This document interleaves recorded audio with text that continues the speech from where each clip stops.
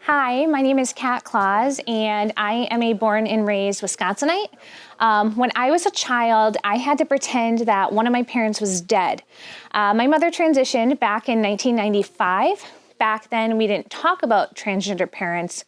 We didn't talk about trans people. I remember on the playground one day when I was in second grade, I told one of my friends about my other mother, Tracy. She then ran and told a teacher who came up to me and made me apologize for lying. She told me that men couldn't become women.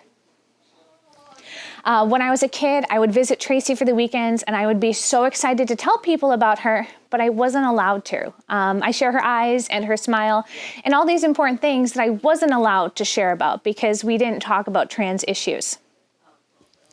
As a child, I remember I looked to my local libraries for resources and things like that.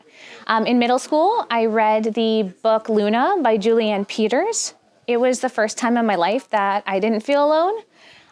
It made me understand my own queerness and my mother more. And I got this book from my public school library.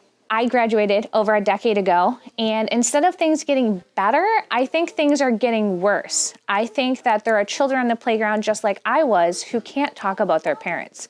I think there are people who have two moms, two dads, non-binary parents, or multiple parents who have to hide a part of their lives, who can't invite friends over for sleepovers. And I think that this is directly related to anti-trans and anti-LGBTQ rhetoric. In 2023, there were over 500 anti-LGBTQ bills introduced. And these, hateful bills aren't just legislative problems. They're causing real issues, real harm in our communities, especially for our youth, like I was, youth who wanted connection, didn't want to feel alone. Recently, there's been a number of book bans in school districts, and I've attended local school district board meetings, and at least every single meeting, there's talking about somebody about banning books. And I think that this is a common trend that we see, that it isn't just general hate.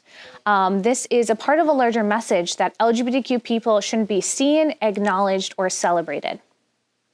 I think we need to combat that hate with love and support, and I think one of the best ways we can do that is to fight these book bans and recognize that they're a symptom of a broader issue.